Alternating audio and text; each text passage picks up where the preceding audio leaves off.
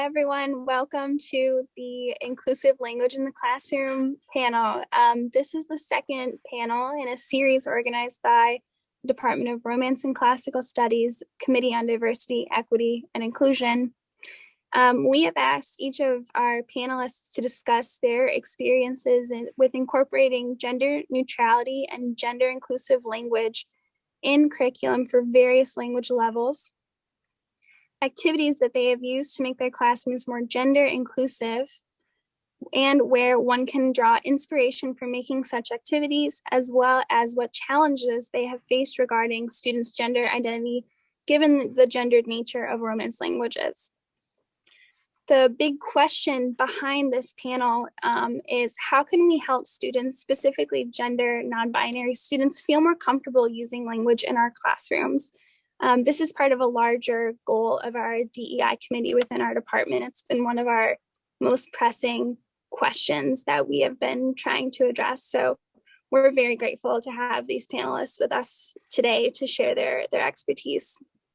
We'll have the privilege of hearing 15-minute presentations on French, Italian, and Spanish in that order, with time for questions after.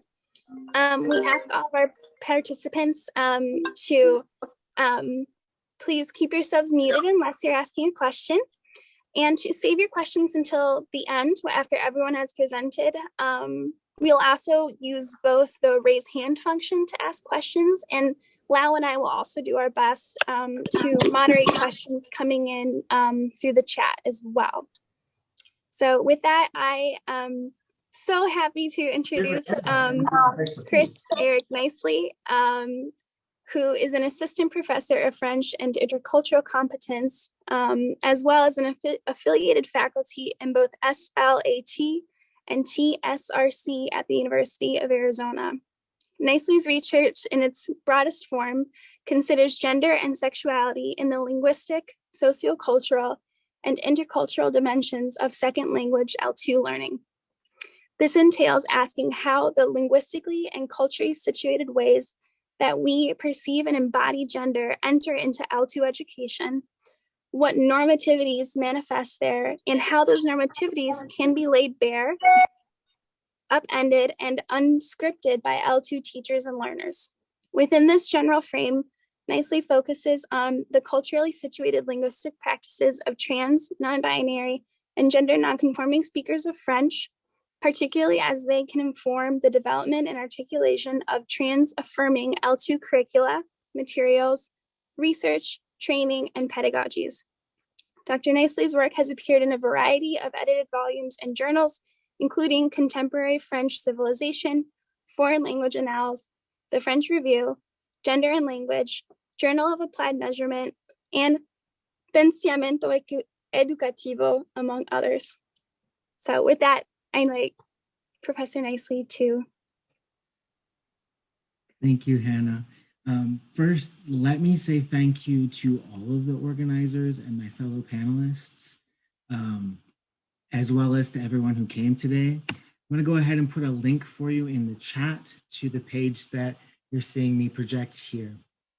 If you've heard me talk about gender justice before, you know that I always like to start these conversations with a reminder that the work of social justice is always ongoing. There's no end to the process of liberation. Process and product are always entangled. The idea that equity and justice can be achieved through checklists, toolkits, and examples is a desire that's rooted in whiteness and in normativity. This means that whatever we might share in our time together today, it can't be a crash course. We won't accomplish anything, in the sense that this work is not something that is accomplishable. And so we have to release the idea that things can be fixed and instead learn to sit with any discomfort that we might feel. What today must be, what today can be, is a start or a continuation of our investment in practices that are gender just and trans-affirming. If we're going to be accomplices in equity and justice, we have to learn to exist in community with our trans, non-binary, and gender non-conforming students and colleagues. It's in this spirit of beginning a conversation that will continue long after if we all log off today, that I've put together some resources on my website and put that link to those resources in the chat. I've been asked to talk about my experience with gender neutral and gender inclusive language, but I'd be remiss not to start with a frame that I use to think about how we bring queer and trans knowledges into language teaching, learning, and use, trans-affirming queer inquiry-based pedagogy. I take this approach because as we look at TAQIBPs, we're invited to think more deeply about why we teach inclusive and non-binary language forms, why we teach towards gender justice. Although I'd argue that inclusion and representation are reasons enough alone for us all to be here today, we can't ignore that we owe it to our students to contend with the full richness and complexity of the languages we teach. We can choose instructed forms and structures based on naturally occurring language data, as opposed to prescriptive grammar books. We can reflect on language as a complex adaptive system and disrupt ideologies that frame diversity as suspect and problematic. We can invite our students into reflecting with us upon what language and whose language we accord value to in our classrooms. This, I would argue, is a critical part of being literate and interculturally competent in today's world. But if we're here today discussing these questions, it's in no small part because there's been scant attention to gender diversity in language curricula, textbooks, research, and pedagogy. Yet my 10+ years of researching and teaching about gender and language learning has shown me time and time again that not only are our students overarchingly ready to engage with these topics, this turn toward increasingly gender just pedagogies is opening up language education to people who have felt excluded for a very long time. Even in the face of insufficient training, materials, and research, this dearth of attention is being challenged by many educators who are, in step with broader society, increasingly recognizing the critical ethical impetus to engage with gender in expansive ways. Yet we often miss implications for intercultural, symbolic, and linguistic competence development that extend and support the ethical impetus for inclusion. But if we look to TAQIBPs to frame our thinking, we realize that bringing queer and trans knowledges to bear in language education is about so much more than partners and pronouns. It's about guiding students in learning how to call out, upend, and resist normativities of all kinds, not only as they relate to gender and sexuality. We're teaching students to ask, what is the status quo? Why is it so? What maintains it? Who benefits? Who's disadvantaged? Who is marginalized? What alternatives exist?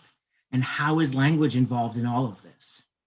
By working together on these and similar questions, we can learn to think more critically about the world around us, as well as about our own lives and concerns.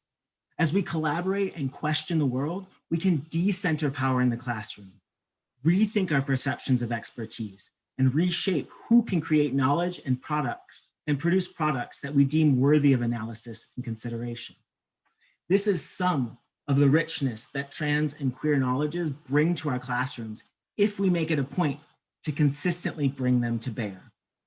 So what are some key ways that we can apply TAQIBPs to language teaching and learning?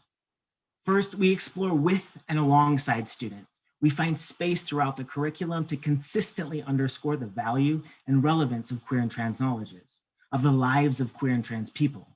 We engage in critical close reading and discussion with our students to make explicit how language and assumptions work together to create our perceptions of reality and to draw attention to how normative discourses obfuscate certain lives. And we do all of this in clear and direct connection with our language learning goals while focusing on respectful engagement. TAQIBPs require us all, no matter where we're starting in our engagement with queer and trans topics, to consistently engage in critical, self-reflective practice. The work of building inclusive, trans-affirming, and gender-just spaces, communities, and classrooms cannot be left to insiders alone. So having a sense of how inclusive language is really sitting inside of a larger way of looking at teaching and learning, and even of looking at language and its use, what does any of this look like in the classroom? There's no singular answer to this, as I'm sure we'll see both in my fellow panelists' presentations and in our discussion today. This is particularly because trans-affirming and gender-just pedagogies have to always be adapted to be locally relevant, to respond to local affordances and constraints. In all of my courses, I start from before the very first time we even meet, by creating expectations of respect, and by clearly signaling my awareness that pronouns cannot be assumed, and that they're not necessarily stable from one context to another, one semester to another, or even one day to the next. I've included here on the infographic an example about how I make sure that there are ample invitations to share pronouns. In this case, we're seeing my invitation to include pronouns in one's display name on Zoom or another conferencing platform, but I also invite voluntary pronoun sharing on the first day of class via private surveys, where I'm asking about motivations to take this class, topics of interest, and other relatively standard fare. I'll pick up on this throughout the semester by inviting people to list their pronouns when they give presentations and on other assessment and assignment headers. But the key words for me here are invite rather than demand, voluntary rather than obligatory, and private rather than public when it comes to pronouns. If you're curious to know more about why, I've prepared an infographic at the bottom of that webpage, and I'm also happy to talk about why in Q&A. You'll also see here that I make sure to signal inclusivity to students in other ways, like having a safe zone certification and my pronouns in my email signature. These aren't things that everyone should feel that they have to do, but there's some options for ways that we can choose to signal to students that we're aware of and thinking about these things. These are also possibilities for modeling how students might signal their awareness to others. And these are all good first steps, but if we stop at signaling, or if we even stop at pronouns, we've really mistaken the meaning of trans-affirming pedagogy. We have to go further. This is about a fundamental shift in our relationship to normativity, about systematically recognizing, including, and valuing trans and non-binary individuals. So every time that gender makes itself relevant, and any time that we see normativities creeping up, we really have to call them out and work with our students to upend the things that we're seeing. Let's illustrate what I mean by looking at how we might introduce greetings in a French 101 class. You might see something like this here, where the book is introducing Monsieur and Madame and making no special note to question this choice. So what do? At a minimum, Monsieur, Madame, et pour les personnes non-binaires, we want to offer omission at least and discuss the cultural role of honorifics and the creativity that's inherent in non-binary French with our students. Even better, we could present mix and mondame, which are neologisms that appear to be gaining traction in non-binary Francophone communities. It's simple, but it's critical. Even if you don't think you have any trans or non-binary students, we can't forget that we don't know, we can't know, and perhaps most importantly, we don't need to know anyone's existence as trans in order to upend gender in our classrooms. Similarly, we have to watch for and call out moments where grammatical gender is being presented as embodied social gender. Here, the masculine and feminine are being presented as natural classes with a focus on humans.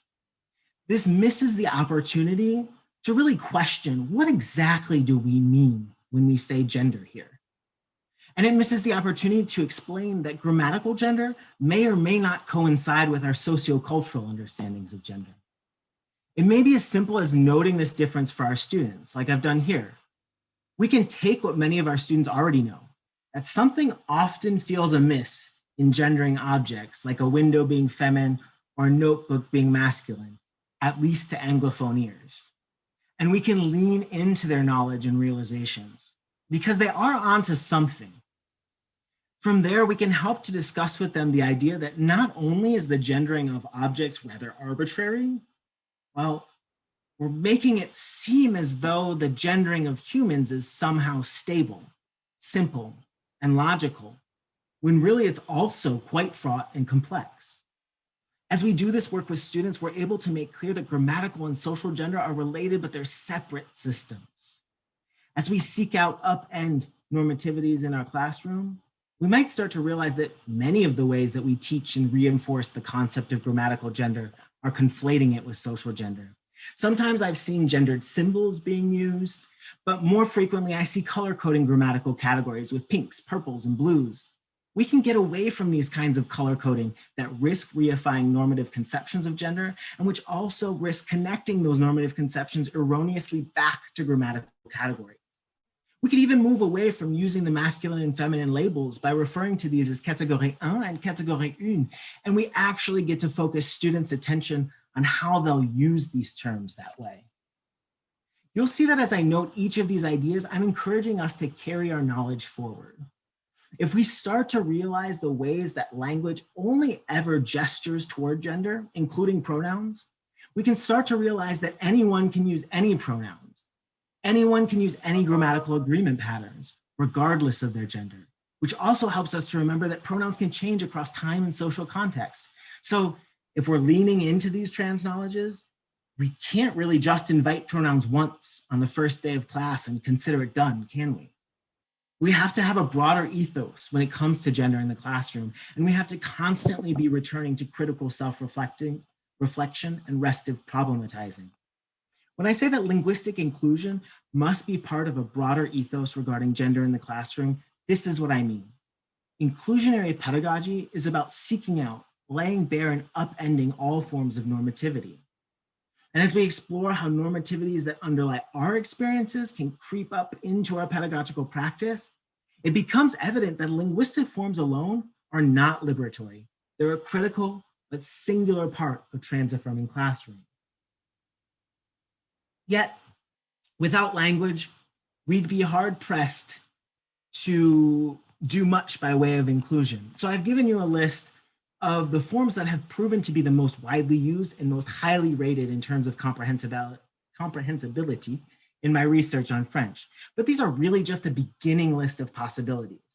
It's true that as we move from linguistic observation to language pedagogy, we have to balance a desire to simplify for the sake of learning with the ample complexity and diversity that characterizes not only non-binary language forms, but broader trans and queer cultures.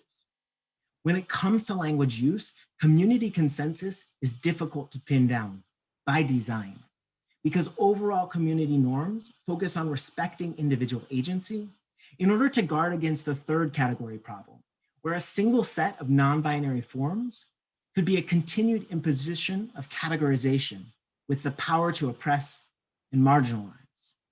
It's also true that many of these written forms, such as those with punctuated suffixes, have many limitations, not only ideologically in that they don't fully depart from the binary, but also in terms of pronunciation. Because of this, we have to get creative with oral communication and try strategies like using adjectives and nouns that are invariable or phonetically equivalent, paraphrasing to avoid adjectives and nouns that mark gender differentially, and using the invariable une personne or quelqu'un as the subject of the sentence and following with traditional agreement with these words. As a last resort, there are neologisms, though consensus as to what forms these new words should take tends to be particularly hard to pin down. The fortunate part of this today is that those of you who are teaching and learning languages other than French will likely be able to map on some of these strategies onto the languages that you're speaking and using. There are also underlying benefits in terms of developing linguistic competencies that we can discuss more in Q&A if you'd like. I've really only been able to scratch the surface today, but this really might be quite fitting because ultimately, the ways in which gender can be made relevant to language classrooms are as limitless as the ways in which gender inflects the lives, cultures, and languages of those to whom and about whom we teach. And with that, I think I have used all my time and maybe more. So I look forward to our continued conversations. Thank you. Thank you so much, Professor. That was amazing. Such a great start to this panel. Up next, we have our panel on Italian. And I am so happy to introduce Sarah Galli. Sarah Galli received a master's degree in modern philology in 2013 and a master's in Italian language education for foreigners in 2009 from the University of Genoa. She taught Italian in public schools and in private language courses for 9 years before moving to Canada, where she is a PhD candidate in the Italian department of the University of Toronto. There, she researches on Dante Alighieri's dialectic project as she teaches Italian language courses. Her interest in linguistics pushed her to research the relationship between the Italian language and gender. She recently published an article together with her colleague, Mohammed Jamali, entitled Gender Equity and Gender Identity in Italian, a Canadian Perspective. With the same colleague, she is working on the language of queer Italian authors. Last November, she participated in ACTFL's conference presenting a paper on disgenderizing the Italian syllabus, and she was a guest lecturer for the AATI College University webinar series, Creating Inclusive Distance Courses, Supporting Social Justice and Gender Identities. Okay, and alongside Sarah then is presenting Mohammed Jamali, who is a PhD candidate at the Italian Studies Department at the University of Toronto. He received his MA in Italian linguistics and literature from Middlebury College School in Italy. Parallel to his thesis research on Mario Pratesi's, I hope I pronounced that correctly, literary and epistolary corpora, he researches linguistic sexism in the structure of Italian and other Romance languages together with his colleague, Sara Galli. And they have recently published, again, an article on this subject entitled Gender Equality and Gender Identity in Italian, a Canadian Perspective. So without further ado, Sarah, I believe you have a presentation to share with us. And please feel free to leave your questions in the chat if you want in the meantime. Thank you. Okay, here we are. Let me share my screen. Everybody can see the presentation? Yes. Wonderful. Okay, so thank you first of all, thank you for inviting us, and thank you for the Michigan State University and Carmen to think about us.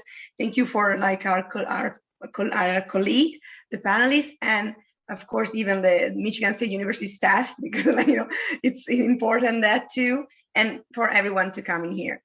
I'm sure the thing we're gonna talk, Mohammed and I, we're gonna you're gonna say, oh, even in French is like this, even in Spanish, because for sure there are some similar strategies.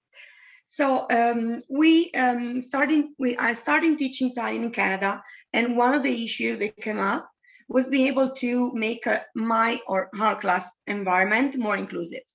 In the last few years, Canadian universities have been implementing new policies towards a more neutral language, including workshop, series for faculty and staff, for raising awareness, but also to ask them to use such inclusive language in their work.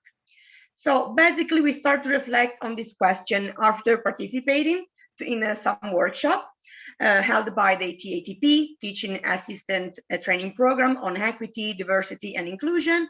And we decide to explore the possibility of implementing a more inclusive language in the Italian syllabus. And as you see, we did some research even on the genderized Italian syllabus. And we also came up with some strategies that can be used in an Italian genderless course. So when discussing inclusive language, we have to consider two main points, basically. One is finding a solution or solutions to allow people of all gender identities to be able to express themselves. And then the other point, which was actually the starting point of such debates, is gender equality between the masculine and the feminine in the structure of the Italian language. So given that the Italian grammar textbooks do not mention these new language realities, Sarah and I try to explain these concepts to our students as early as when they are introduced to the language for the first time, particularly during lessons on grammatical gender and pronouns, as well as lessons on professional job titles and family themes. And by implementing inclusive language strategies, we have received positive feedback from our students. And there was one instance that the student even reported their appreciation on the university course evaluation. And as you can see in the slide, they said the instructor is also very, very respectful of our boundaries in that they try to omit any form of linguistic sexism where they can, such as addressing us by car, and then you can see the asterisk, student, again the asterisk, instead of cari studenti, which implicitly groups everyone as male. So the male grammatical servitude, if we could call it that. And the majority of our students seem to find the topic of inclusive language a very interesting point of discussion. And this is perhaps due to the fact that inclusive language is a topic of interest, not just in Italian, as we can see, but many other languages, including English, which is, the language of the majority of our students as their L1. As such, regardless of the students' knowledge of Italian or their possible previous knowledge or exposure to inclusive language strategies, there's clear interest on the part of many of them to continue such discussions in order to deepen their understanding of the concept. So now, let's begin with some strategies that could be adopted in order to make the language used in our syllabi more neutral. So some of the strategies that we currently use to make writing Italian more inclusive, for example, is the use of the asterisk that you can put at the end of the word, or the schwa. This is like quite new introduction, and we can replace that at the end of the word, the required gender and number agreement. In Italian, it is either masculine or feminine. And right from the very first email, with the first communication with the class, where a person can use these strategies in the salutation. So the first thing the students see is, for example, car student. And as such, even before they start the course, the student gets acquainted with this new phenomena, and their familiarity with them while they're still learning the language facilitate for sure the normalization of the use of a neutral language. Another easy way to show our students that we want them to feel welcome is by stating our correct pronouns both in English and in Italian after our names as soon as we do the introductions in the first class of the term. And we've noticed that some students will decide to follow our examples, some don't, which is something that was mentioned even for French. The important thing is that we do not force students to do, the declaration of the correct pronoun, but, making it known that they have this possibility. And, the students, however, like for Italian, they would have to pick either between masculine or feminine because these are the only two that currently exist, right? So a second approach is that we could use the list of the presents. So when we create the list of presences, instead of asking the students to write their official name, so nome cognome, which is their name according to their identity documents, we could have them write just the nome proprio, which is their name or the name that the student believes best represents them, together with their student number. So this way, we are not forcing them to use their dead name, which is the name that they're assigned, but they don't like to use. And this way, the student would feel more comfortable to express their true identity.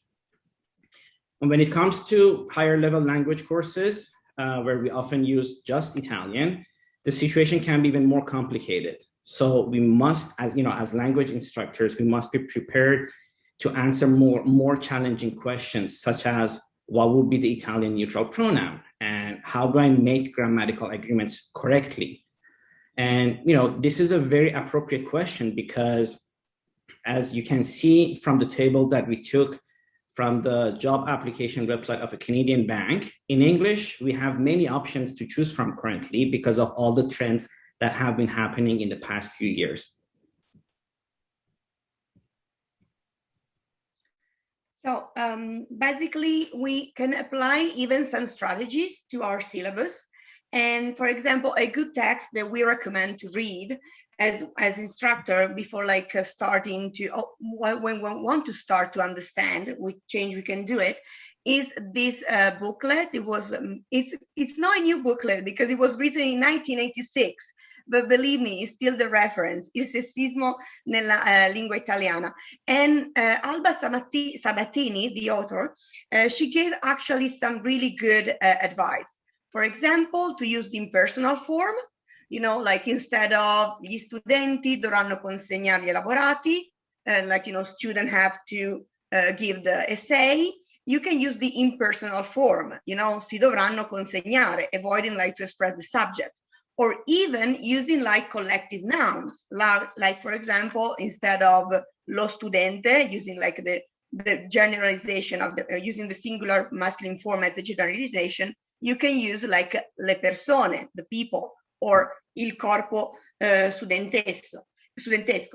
Those formulas are the right way to include all our students, regardless of their gender identity, and we can use them when we address to them or when we talk about them. Mm-hmm.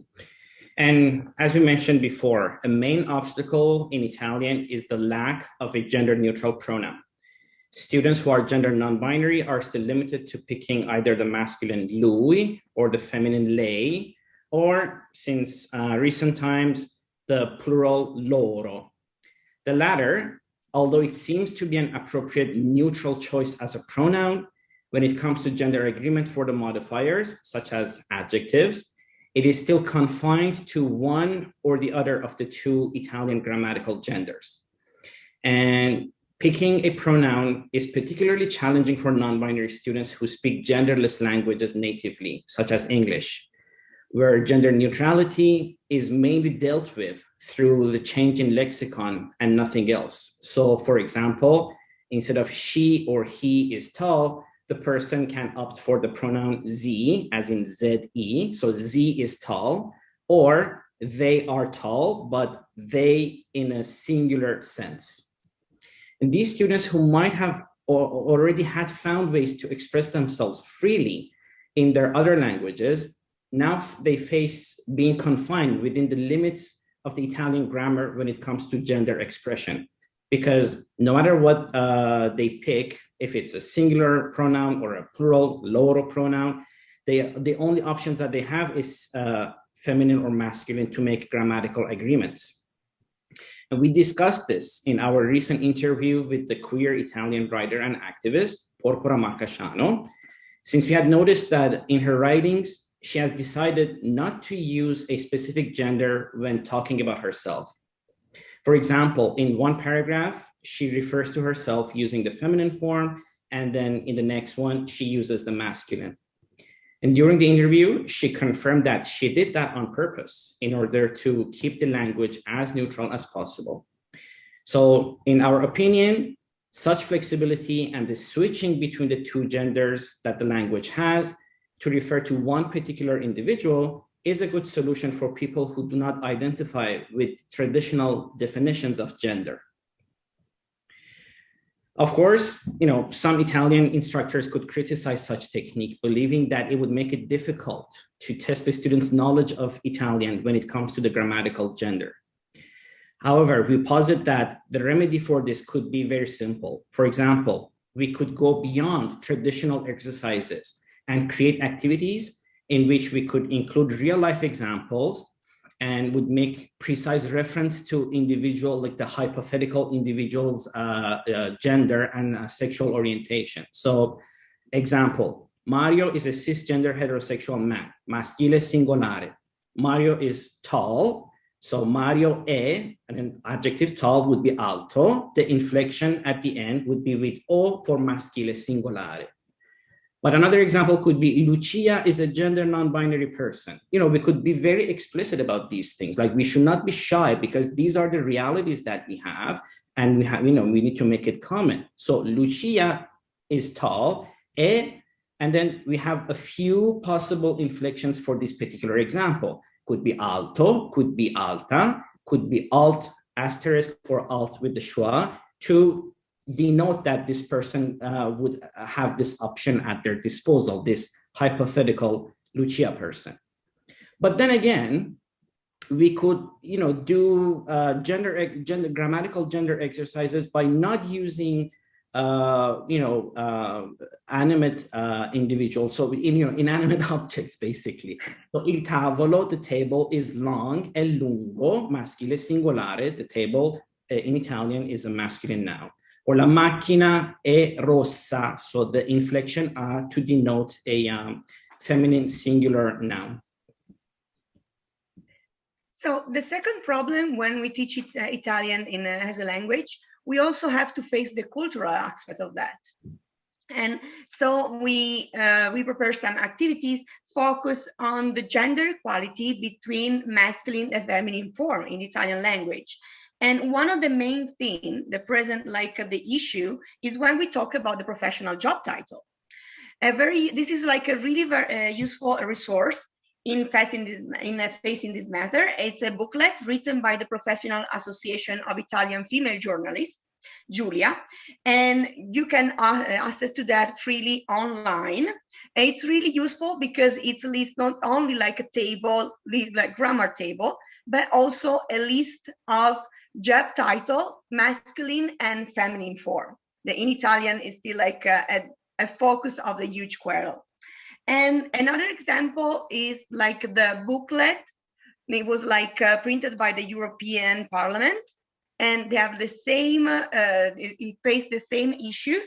And the basically it's useful because they gave even like some suggestion on how to use the neutral language in maybe in a job post or like in some codes. So can be, it's you know, it's all material based on reality. So we don't have like to as Mohammed said, we don't have to be ashamed or like talk about like some difficult, like maybe some or pose some difficult question. But we want to give like the student a real perspective of the society and the language.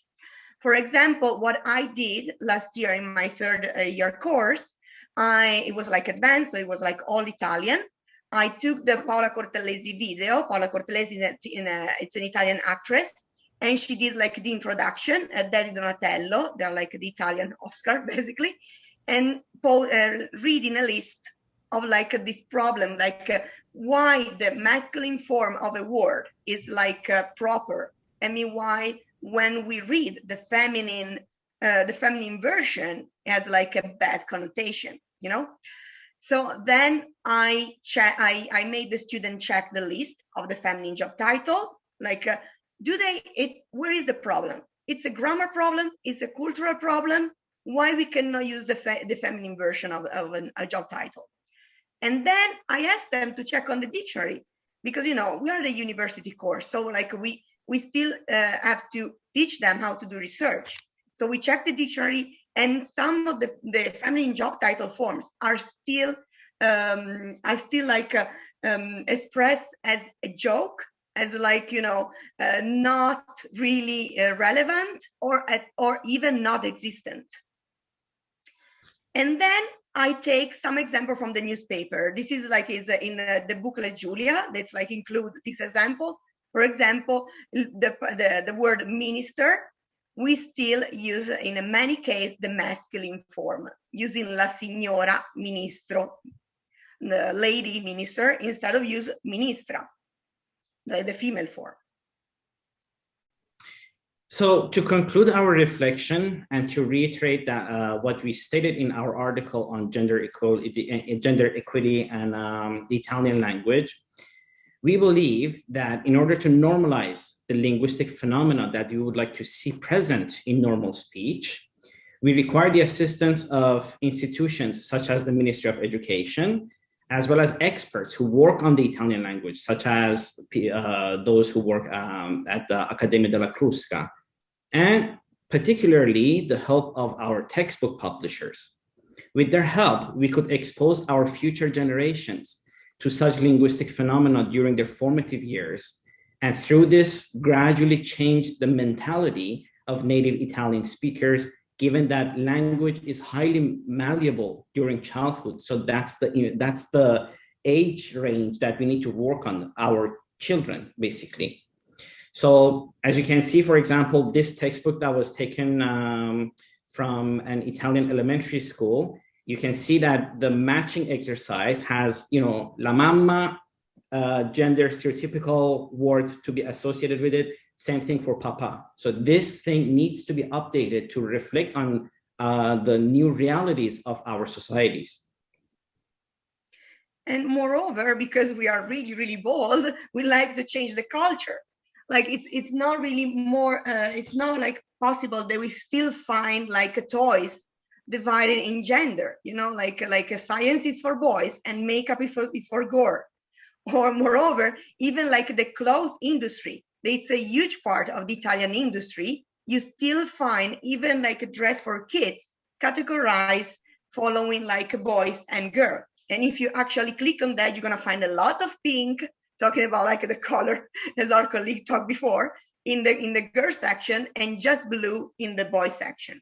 And we need that because we have to give to our future, our children, the freedom to express themselves and to be comfortable in their identity. So thank you for your attention. Grazie. Grazie. Thank you so much to you both for your wonderful presentation. Everybody can use the reactions if they want to give a clap. Thank you, Sarah. Thank you, Mohammed. Okay, so we'll move to our last but not least presenter for this afternoon. Josh Higdon, they, them pronouns, is an undergraduate student at the University of Richmond, majoring in Latin American, Latino, and Iberian Studies, LALIS, psychology, and cognitive science, with a minor in linguistics. Josh researches heritage Spanish subjunctive mood morphology with Professor Gian Caspro in the LALIS department, and has co-presented this research at the 7th National Symposium for Heritage Spanish. Additionally, Josh is an assistant teacher for intensive Spanish classes for the LALIS department.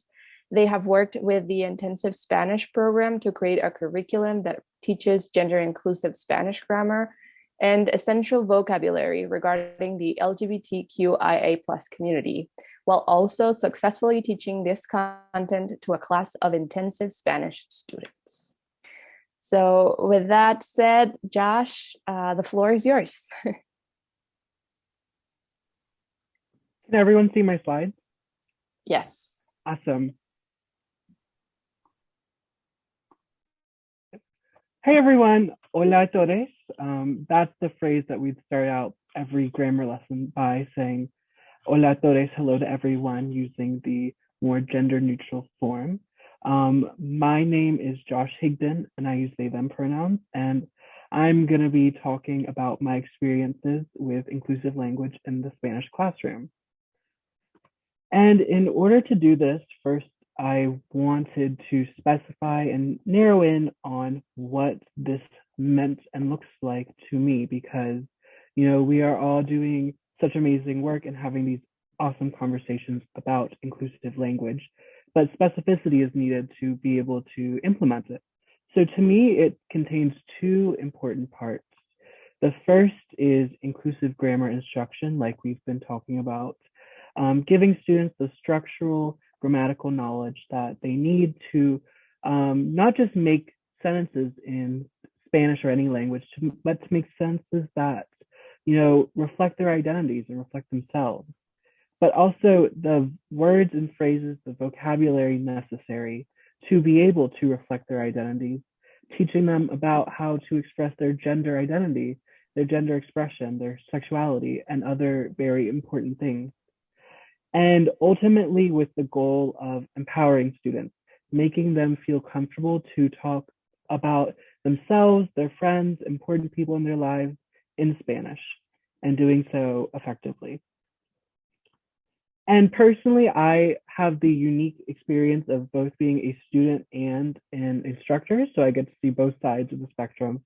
And as a student, one thing that I've noticed is that discussions around the LGBTQIA+ community remain isolated to higher level elective classes at my university, the University of Richmond, so that these conversations are being had, but they're not accessible to queer students in lower level electives, which could be exclusionary and isolating for those students. And as an assistant teacher, and what this title means is that twice a week, I lead grammar instruction sessions to help practice oral communication skills, grammar, vocabulary, all important things to communicate. Before I arrived here, there was very few exercises that had queer inclusive grammar, and some exercises were exclusionary to students. For example, asking to describe your ideal boyfriend or girlfriend can force the gender binary onto students while also forcing them to discuss things that they might not be ready to talk about, and they might be outed in the classroom, which no one wants. But as the other amazing presenters have said before, this is a topic that students are ready to engage with. They're incredibly passionate about. And as we switched to Zoom and continued our language instruction, the class would technically end, but we'd all stay on just time after and just talking about it and engaging, which I think was really impactful. And I'd like to now zoom in on grammar instruction. And in order to do that, we first have to talk about what inclusive language looks like in Spanish. And before I say this, I have a little disclaimer. I'm going to be talking about the most common form, but there are tons of regional variations. Spanish is not a monolith, as I'm sure everyone can attest to for their languages. So there is a great deal of diversity in what inclusive language looks like. And what's common is ella, which is equivalent to the singular they in Spanish, and ellas, which is a term that you'd use to refer to maybe two or more people, and if someone in that group is not cisgender and uses these pronouns. And also the definite articles le and les, and indefinite une and unes. Definite is like saying the, and indefinite is like a or one or something like that. And as the other presenters have attested, Spanish as well is a Romance language and is marked, adjectives and jobs are marked with number and grammar.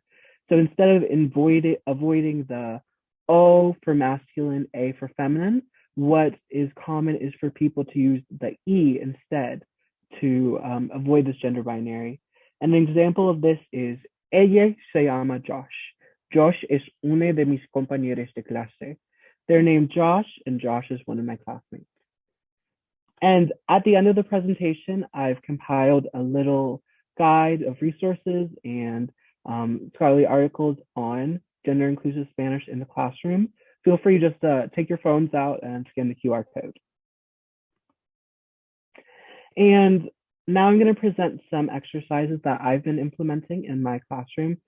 But before I do this, I want to emphasize that the intentionality that I place on describing inclusive language, I don't describe it as something that's good or bad, because if we have someone who, let's say, is a heritage speaker, they've been raised all their life hearing non-gender inclusive Spanish at their home, I don't want to devalue their language, their experiences, their identity, while promoting and presenting gender inclusive language. I don't want to push one group up by pushing down another.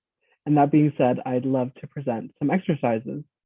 One example that we would do pretty commonly is taking a phrase that is written so just like the other presenters have discussed, Spanish also defaults to masculine. So if you're describing a group of people, you would say los mejores estudiantes, using the los, which is the masculine definite article, and just taking that and having students use les, which is the more gender neutral, gender inclusive, a definite article. Additionally, having students just casually create their own sentences and practicing generating grammar. For example, let's say you're talking to your friend Josh, and Josh is non-binary. What are 5 things about Josh? And just saying, for example, they are tall. Ella es alte, using the ella as well as the alte for the adjective. Additionally, working in the ella, the subject pronoun, into existing grammar exercises that they're already completing. And as they're learning new verb forms, verb moods, such as the subjunctive, saying, for example, conjugate tener in the subjunctive for ella tenga. And this goes a very long way because it helps normalize and bring into account these pronouns, and with putting them on the same pedestal as the pronouns that they're already learning, like él, ella, he, she, and bringing gender, other pronouns into the mix. And additionally, working on practicing indefinite articles. For example, this sentence, ella es inteligente, ella es una, or une de mis mejores estudiantes. And having students choose une because ella is in the sentence. So choosing une to agree with the singular they, the ella of the sentence.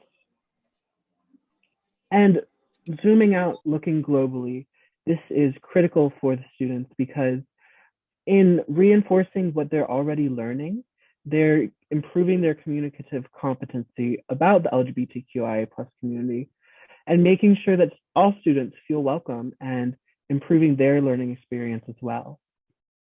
And focusing on vocabulary instruction. There are two main parts: giving students words and phrases about their sexualities, gender, and other general topics such as legal information like marriage equality, adoption, other words that are necessary to describe movements and ideals about the LGBTQIA+ community, but also looking at the LGBTQIA+ experience outside of the classroom.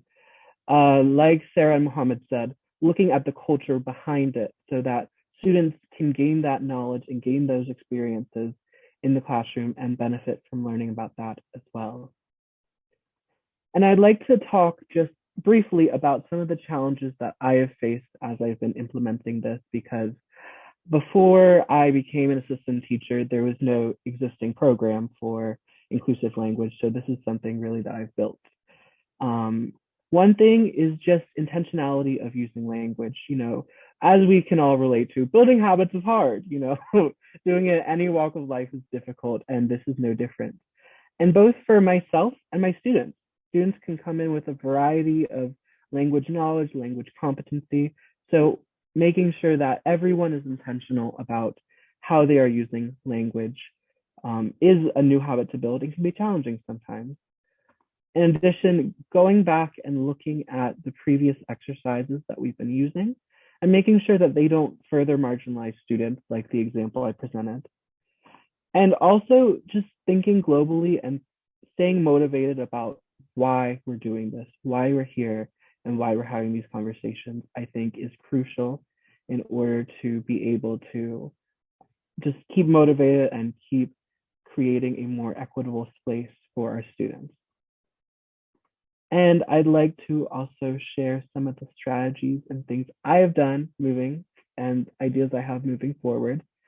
And the first is to give students a survey before the class starts, just to get to better know them, asking them about their pronouns, asking them if they're comfortable with you using these pronouns in class, because some students may not be comfortable with have you using certain pronouns with them in the classroom. And one thing that, and I'm gonna pull up the form here, if technology works, it's always a guessing game. Can you see the Google form? Awesome. So this is something that I would send out, just what's your name, what are your pronouns, and are you comfortable with me using these when talking to you? And if no, how should I address you?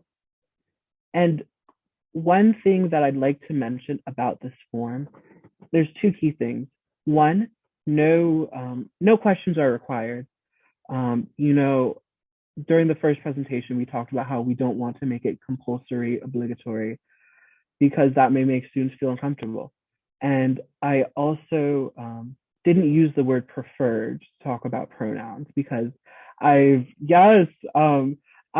talked to a great deal of my students, and the word preferred implies that pronouns are a preference, and they're not. They're integral to someone's identity. So in doing this and being intentional with language use, it sets the tone for the entire classroom. And just being intentional about classroom building and building trust and support. This was key for my students. We all became very close, and we were able to talk about our identities and about ourselves. And intentionality of language use, I've talked about this and how I started off every single drill session with hola a todos, hello everyone, just making sure that as students were constantly exposed to it, they would be able to learn and use it in their everyday conversations. And I'd like to present an example from actually one of my professors this semester. This was in their syllabus. She said, se espera que los estudiantes acaben las lecturas y tareas y que lleguen a clase preparados. And please note, les estudiantes and preparados, modifying les and modifying the adjective. And as a non-binary student, this was essential to me. It made me feel welcome and supported in the classroom. But, you know, as we've mentioned, it can't just stay as a syllabus. You have to be intentional in working it into your slides, into your everyday conversations. And this professor has been amazing at doing this. And just making sure that it doesn't stay a one and done thing, but continually working and being intentional. And lastly, some few more advice things that I have. Practicing on your own, you know, like I said, habit building can be hard. And, you know, there are times where I mess up, and having that moment to yourself to be able to practice saying things like hola a todos is very helpful. And also intentional boundaries and communicating these boundaries effectively. As we said, we don't want to make this compulsory for students. We don't want students to feel like they have to out themselves to be welcome in class. So making sure that students and yourself are very comfortable setting these boundaries. And the last one is having a growth mindset. This is something my favorite professor, Dr. John Castro, would start off every semester with talking about mindsets and talking about growth mindset, because, you know, we are all human and we all make mistakes, we all make errors, and learning from those mistakes and learning from those errors to better support yourself, to better support your students, and to just continue learning is truly what is necessary to be able to continue implementing effective pedagogy and just continuing to support students. And thank you so much for your attention. And this is the QR code that I mentioned, and feel free to scan it. I'll give you a second to do that. Well, as everybody takes out their phones, I would like to give a huge thank you to Josh for their presentation and for the wonderful resources that you have shared with us.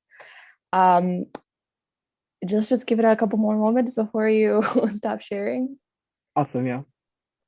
So that everybody can also, Chris, if you would like to send again the link to your, because I believe it get lost in the chat, Chris also developed some wonderful material that everybody can have access to. Oh, I found it, don't worry.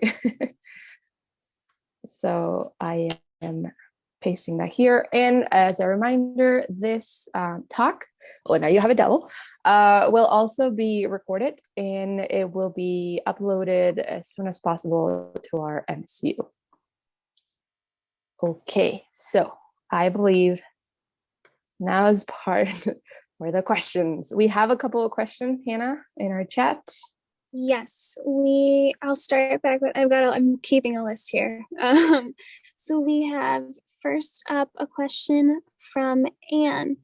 In the beginning of the semester survey, I asked students to share their pronouns if they want, but I also asked what grammatical gender they prefer for adjective agreements. Is this okay or problematic? And I believe this question was for you, Chris. Okay, I'll go ahead and take that one. So to me, it's not problematic to ask, with a few caveats, right? The same caveat about it being optional. And then you notice in one of the examples that I share that I always have this little asterisk where I clearly say to students, this is optional. You also might not know how to answer this, and you're not locking this in forever. And I think those are the part that makes it okay, is to say with students, this is a conversation. I'm checking in now because we're just meeting and I don't know these things. But if you don't know these things, if they change, if you'd rather that we have a conversation about the linguistic possibilities that exist, great, awesome, I'm here for it. What I'm trying to do is make sure that I create space for you, and whether you take up that space or you choose not to is your choice, right? So I think that's one of the key points in all of it, is really empowering students to realize that they may think of themselves as language learners, and they are, but they're language users. They're whole people with whole lives who know a whole heck of a lot of things before they ever come into our classroom. And so I think this fits in with other pedagogies that really center student agency, student autonomy in the classroom. So for me, that would be my short answer to that. Thank you so much.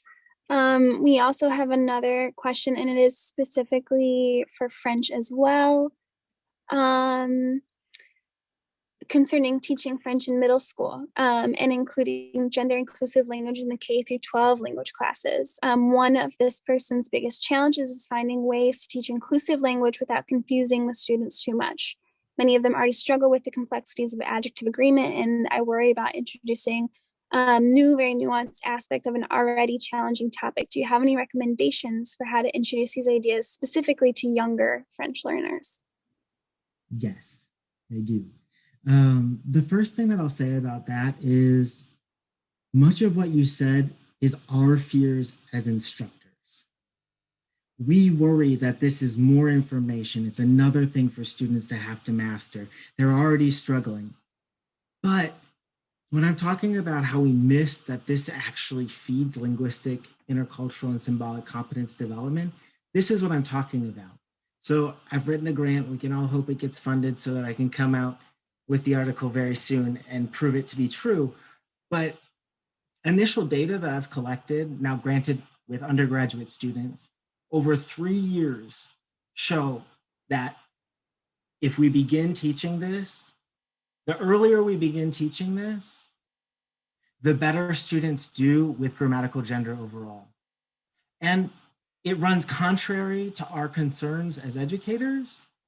But when you start to think about it, it makes sense. Because as soon as students realize that grammar is more than this thing that they have to memorize and reproduce with perfection, the more invested they actually become in trying to master it.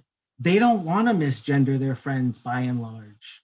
They don't want to make mistakes that matter. They care for social reasons, and it ends up giving us better results linguistically. So that's my first thing, would be release your fear, as much as I totally understand where it comes from. The second thing I'd say with young learners is that I work a lot in parallel with elementary school teachers, because there's a lot of concern of making sure that they have some sort of institutional backing. And if I can use my title and that gives you a little institutional backing, great. So always, no matter what context we're in, I say, know your context, know who your likely allies are, and proactively plan for the moment when someone goes, that's not French, you can't do that, right? That's not Italian, that's not Spanish, whatever language you're teaching.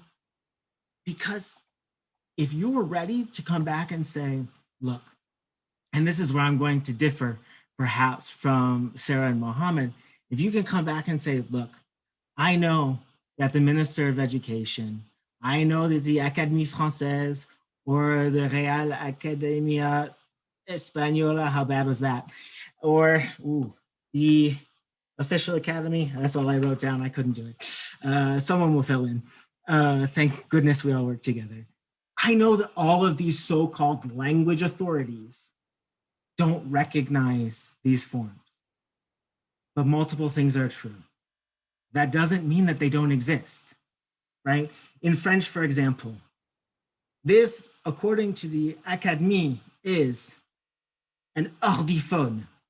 Never in my life have I actually heard in a relaxed conversation someone call this an ordiphone. I hear smartphone. So we already know that these institutions are not without their language ideologies, right? They sort of pick up on and turn up to 100 every sort of knee-jerk language ideology that we have. What I'm trying to teach my students in the classroom, and this is how I would frame the conversation to someone who pushes back, I'm trying to teach a full and robust version of the language, which means that I'm going to tell students that the Academy thinks this is an ordiphone, but I'm also going to tell them that in day-to-day conversation, I've always called it a smartphone, and so are the speakers I've worked with. It means that I'm going to tell them that the Academy doesn't think these forms are real. We're not going to shock any trans or non-binary person by telling them that transphobia exists. This is not going to be surprising. And so better for us to say, you know what? Yeah, I hate to say it, but in our target language, transphobia is there and living well as well. But that doesn't mean that trans people aren't using this. This doesn't mean non-binary communities aren't using this, queer communities, and slowly but surely rippling out from there. So I think that is my long-winded roundabout answer for saying, I think we take what we know about language, that people are going to language how people are going to language, no matter who tells them what. And we package that and explain that to our students in ways that we're ready for. Wherever they're at, we just pull them a little bit further in realizing the full complexity of language, whether they're adorable 6-year-olds or adorable 96-year-olds. Everyone is sort of ready to be pushed and to think, because that's what language education is anyways, right? What you thought you knew, you might not know. It's complicated, it's messy. Let's get into the language mess together. So that would be my thought. Thank you so much, Chris, for your answer. We still have a couple of more questions that were posted in the chat, but Sarah, I see your hand. I'll make sure that we get to you. Actually, there are 2 questions for Josh. One of them is from Hope Anderson, who says, excellent presentation. Question, do you do the same thing with nosotres, ellos, etc. too? And using leles as a direct object for non-binary people or people of unknown gender instead of lo, la, y las. I'm not sure I remember to use nosotros all the time, but of course that doesn't mean I shouldn't try. Awesome attitude. Just wondering how deeply, consistently you go with these forms in Spanish in your classroom. Gracias de antemano. Thank you so much for your question. And also, yes, I loved what you said in your attitude. The trying is what's important. I use nosotros as much as I can, and I use ellos as much as I can. But, you know, I try to be consistent with it. I try, you know, to give examples with nosotros, give examples with nosotres to show how, you know, how verbs function and conjugate. With respect to what you said about le as direct object pronouns, it's complicated. It is because my students are typically learning these for the first time. So, you know, you don't want to overcomplicate it. But what has worked for me is just being intentional in the way that I explain it and saying, you know, just as words can function in more than one way. Like, for example, with se, you can use it se as like a reflexive pronoun, or you can use it in the passive voice. Just like that, you can use le as a direct object pronoun, an indirect object pronoun, and you can also use it as like a direct object pronoun for someone who is not cisgender, trans, non-binary. So it just depends on how you frame it. And I found that with explaining it that way, it's helped make it stick for my students. And just they've been able to not just understand direct object pronouns better, but also the indirect objects, because when knowing when you're using it as a direct object, it forces you to know it as you're using it as an indirect object as well. Hope that helps. Thank you, Josh. And I have one more question for you, so don't mute yourself yet. Okay. Felix Gonzalez asks, thanks you for your presentation, and says, what is your take on lo as a neuter pronoun, as in lo importante es? Using lo in that case would not be considered as inclusive in Spanish? I think lo is like using lo as in that way as lo importante es to refer to a person. Is that what you're asking? I believe that they're just asking about lo as an object pronoun. Okay. I consider it personally to be more gender neutral than other, because it's just referring vaguely to concepts. And since it's not, in doing that, it doesn't imply gender in ways that using other direct object pronouns do, if you're using it in the lo importante-ish sense. But using lo in other senses can be complicated if you're using it as a direct object pronoun. So it really just depends on the context in which you're using it, because that really can affect how you're talking to people and what they get. But honestly, another important thing could also be just asking, you know, if you say lo in a sentence, you know, if there is a student who is non-binary, who is trans, asking them if they're okay with that, and just making sure that they're informed and they're setting the standards as well, so that, you know, it brings them into the learning process as well and makes them feel included, and that just motivates them to learn even more. Thank you, Josh.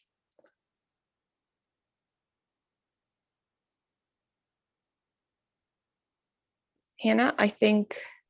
Yes, sorry, I'm looking for it. There's more questions in the chat. I'm looking for the next one up. I think was from Marco.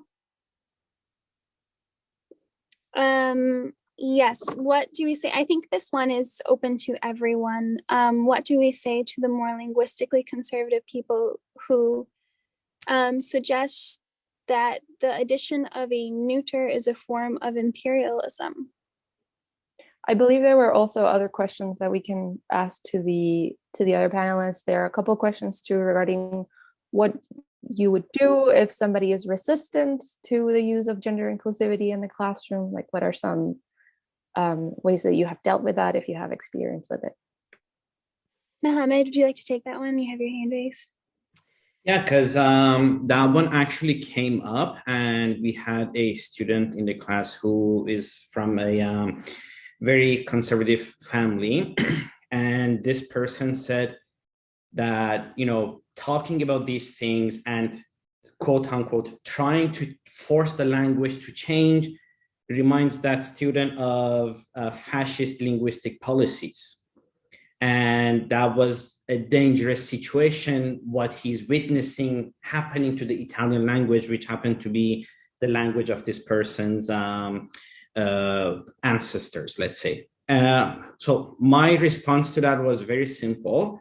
The number one was that nobody's forcing anyone. But number two is that we are not forcing anyone, but that doesn't mean that we are, you know, that we should try to find ways in order to allow freedom of expression for people who do not identify with whatever social constraint we've been creating for the past thousands of years. So these remain at recommendations and possible solutions. And this is something that we all agree on, that, you know, even the declaration of correct pronoun, we don't say that you have to tell me what it is, but we let the person know that if they want to, they have the option to use whatever strategies have been proposed so far. So yeah, that was my take on it.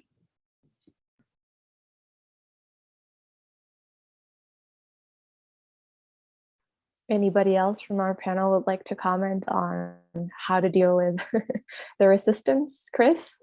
I'd be happy to.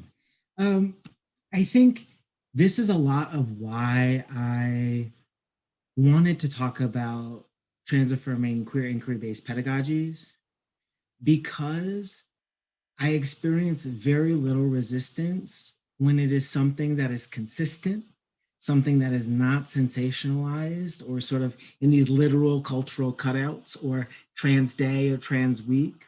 And so I think that's the first thing I do. I would structurally plan proactively, yes. I would structurally plan proactively, knowing that there is a chance that someone in my classroom is not going to be on board.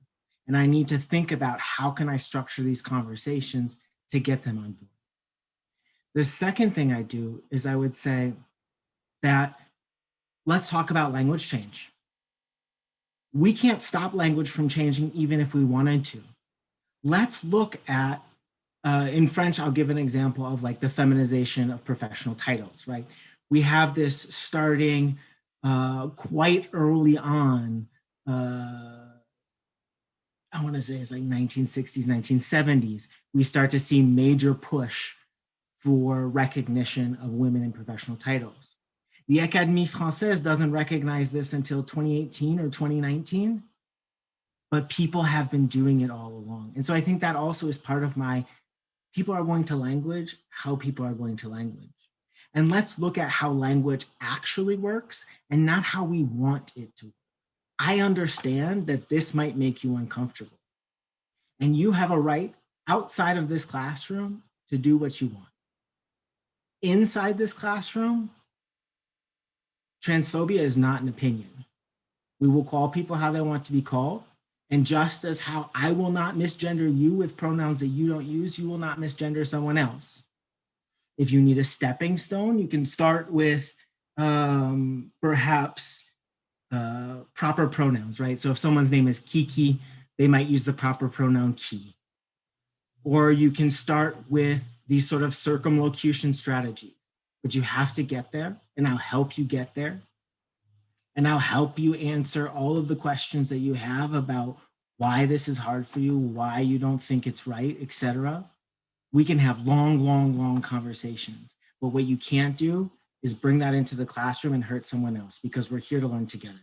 And so I think that's how I generally approach these conversations. And so far it hasn't not worked, but I'm also working on putting together a big, long piece about how to proactively plan for resistance, because I think it's what we do before we ever get to that moment that often already signals to the vast majority of students that transphobia is not welcome here, and language attitudes are going to be laid bare here, and we're going to work past them.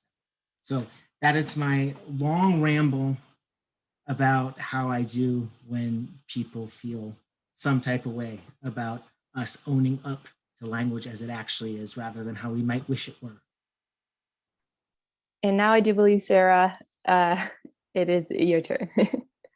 No, I was like just taking up like what Mohamed said, so I didn't want to repeat that, but I totally agree on the fact that we cannot, like, language is alive, so we can see the phenomena, and that's why it's like when we talk about like having l'Accademia della Crusca behind, it's not because we want them to institutionalize that, because even if they don't want to, the language is going to change. That's it. It's a fact. And even more now, like with social media, when people can actually, go there and express their opinion, but at the same time, if we have I refer to what you said, Chris, before, we say institutional backup. I'm thinking for example, Italian, when you teach a language in a lower level, and you have to be strict to ministerial recommendation, when you have to follow a ministerial program. For example, in Italy, I used to teach in Italy. It's not like here I can create my syllabi, I have to respect some norms. And so it can be difficult for a teacher balance, the norms and the beliefs. So I totally get what you said. And sometime like the reaction we got, it got like later, like a feedback, you know, like it was just a lecture, and it can happen, and that's fine. It's part of the, like, it's a representation of the culture, you know. And as you said, we have to be inclusive, ready to take our, you know, our stand. But you know, I totally agree. That's it. Sorry. No need to apologize, please. You're a guest here. This is a space where we can share and we can establish these dialogues. And I believe from what we're getting from the questions as well, that everybody's on board, that this is a complicated subject. It's not smooth, and it doesn't have the same, you know, authority that La Real Academia Española has. Chris, you raise your hand. Yeah, I just wanted to say, like, yeah, no, sorry, Sarah. I hear you. I hear you. If this were easy, we wouldn't be here, right?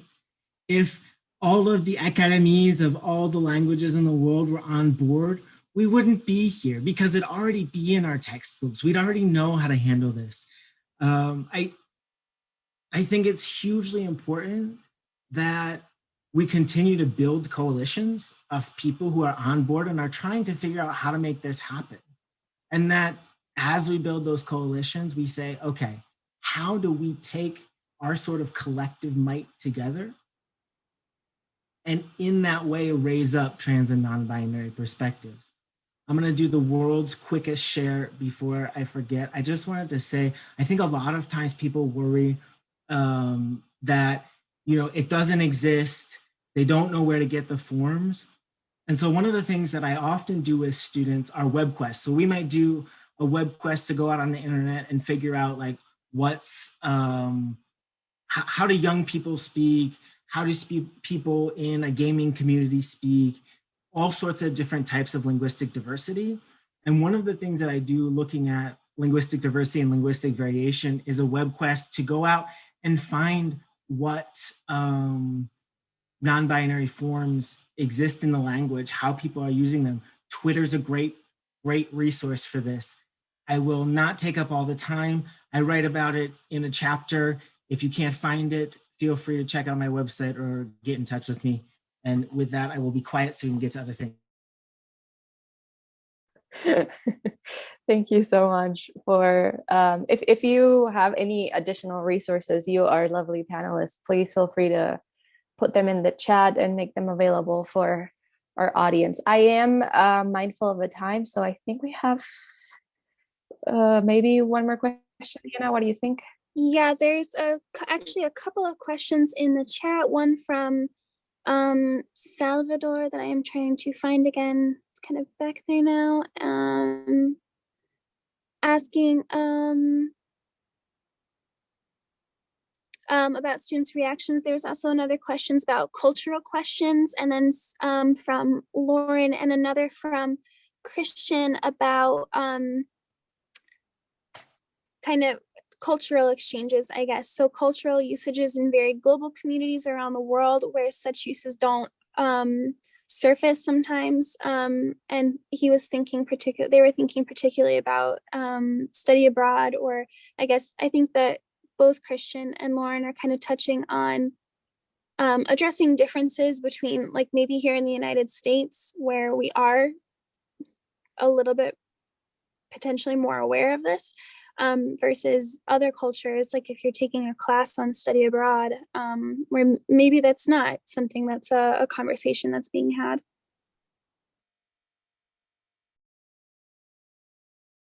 Josh, go ahead. No, that's an amazing question. So thank you so much for asking it.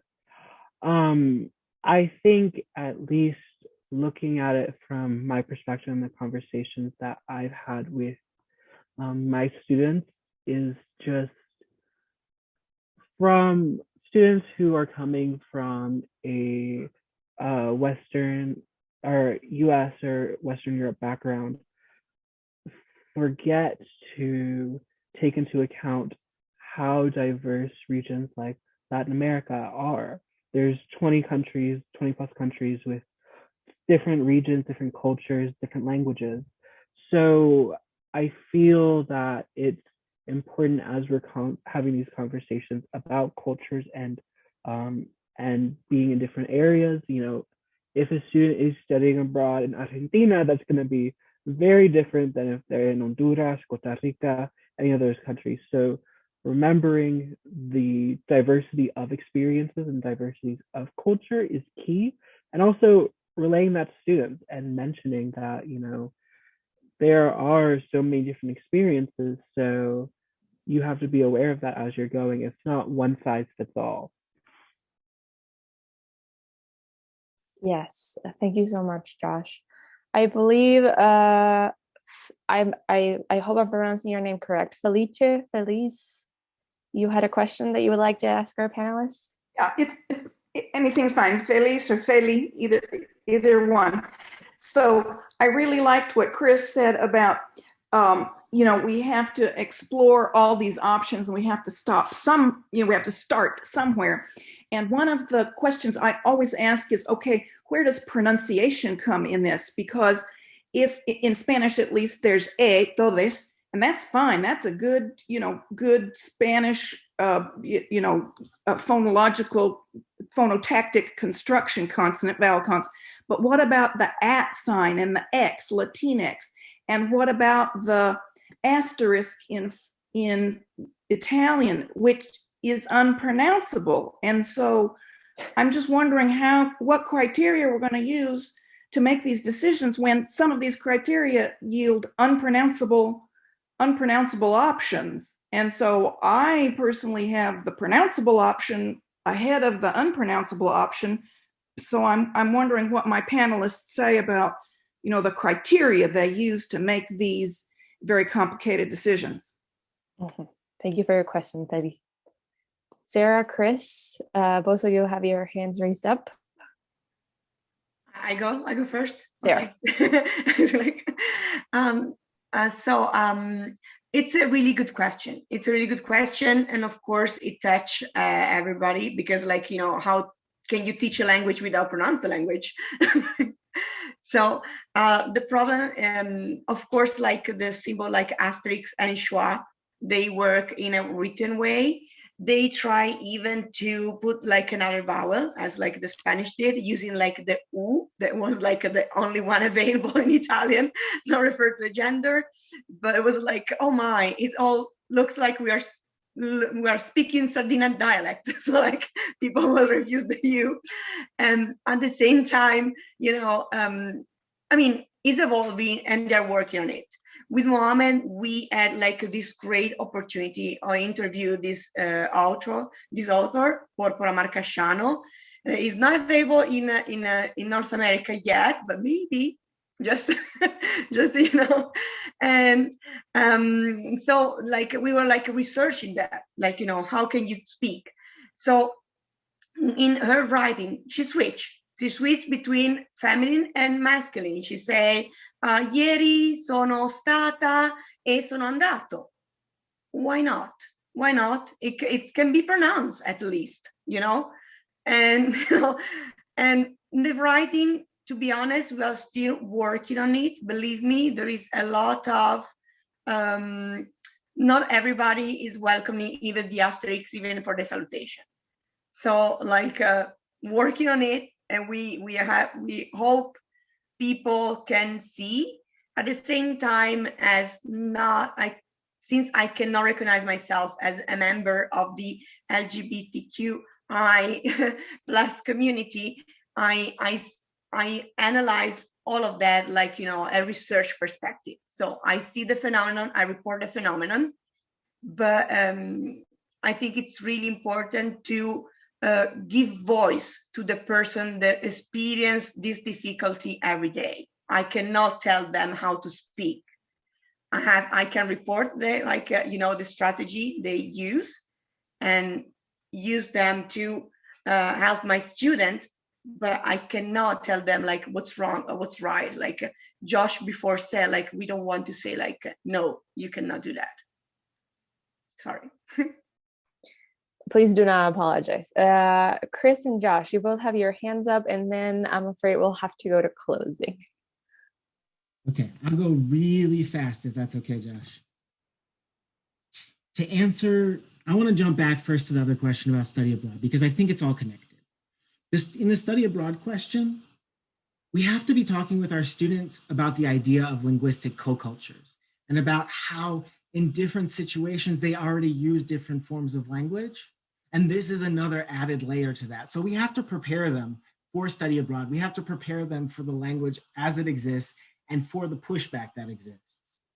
And part of that, I think, is neither limiting our discussions of trans people and trans topics to the oppressions that inflect trans lives, nor forgetting to talk about them either, right? We don't want to overemphasize them like we so often do, but we also can be very honest about the situation as it stands.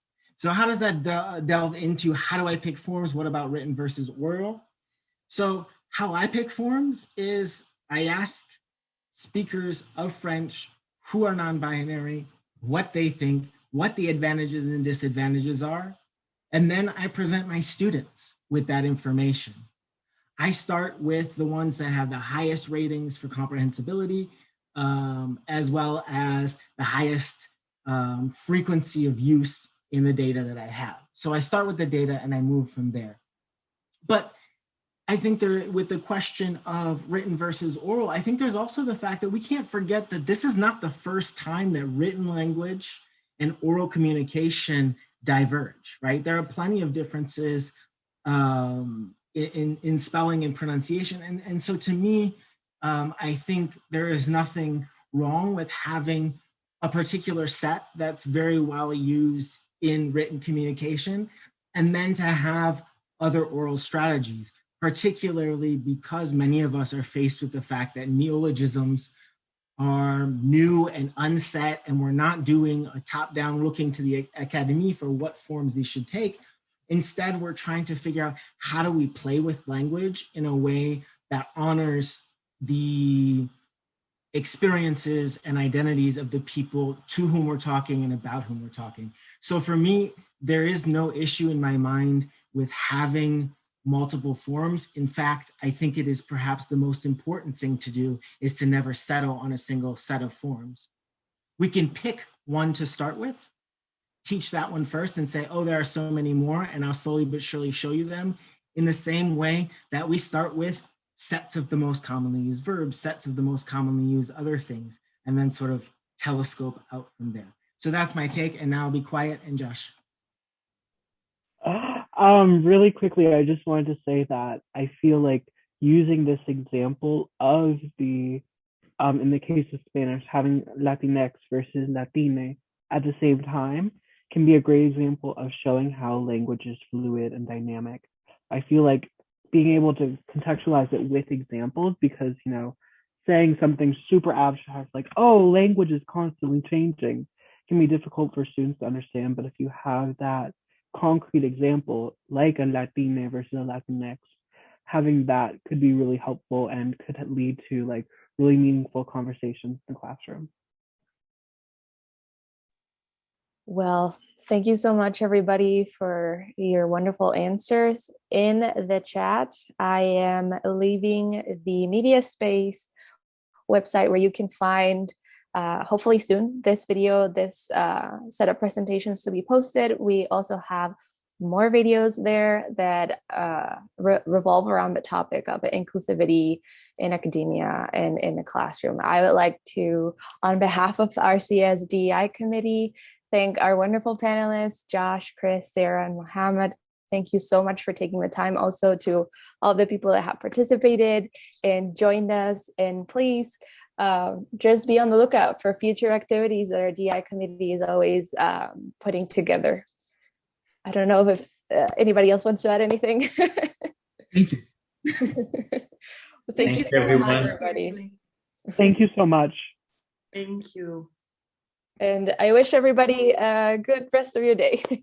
This is awkward. How do we all say goodbye? Quick, everyone run. Everybody, if we were to have coffee, then it would be like, I invite you to the coffee break. I invite you all to take a coffee break on your own. Thank you for being here. How was that? That was well? Right.